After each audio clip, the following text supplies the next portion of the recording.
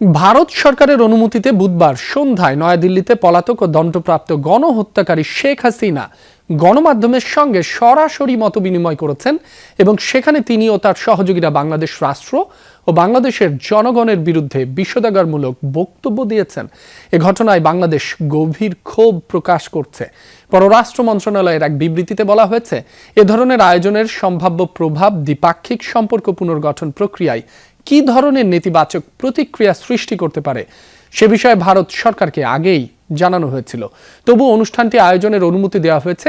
আরও বলা হয়েছে, দণ্ডপ্রাপ্ত গণহত্যাকারী শেখ হাসিনা ও তার মাফিয়া চক্রের বাংলাদেশের রাজনীতিতে আর কোনো স্থান নেই এবং ভবিষ্যতেও থাকবে না। বলা হয়, বাংলাদেশ সার্বভৌম সমতা, পারস্পরিক শ্রদ্ধা, একে অপরের অভ্যন্তরীণ বিষয়ে হস্তক্ষেপ না করা এবং জাতীয় মর্যাদার ভিত্তিতে ভারতের সঙ্গে গঠনমূলক, পারস্পরিক, কল্যাণকর ও ভবিষ্যৎমুখী সম্পর্ক বজায় রাখতে আগ্রহী। কিন্তু দুঃখজনকভাবে 2013 সালে বাংলাদেশ ও ভারতের মধ্যে স্বাক্ষরিত প্রত্যর্পণ চুক্তির আওতায় দণ্ডপ্রাপ্ত অপরাধী শেখ হাসিনাকে ফিরিয়ে দিতে বারবার অনুরোধ জানালেও ভারত সরকারের কোনো জবাব পাওয়া যায়নি। বরং তাকে যে কোনো অজুহাতে প্রকাশ্যে গণমাধ্যমের সঙ্গে কথা বলার সুযোগ দেয়ায় বাংলাদেশের জনগণের অনুভূতিতে গভীর আঘাত হানা হয়েছে, যা বাংলাদেশ ভারতের সৌহার্দ্যপূর্ণ দ্বিপাক্ষিক সম্পর্ক বিকাশের জন্য ক্ষতিকর।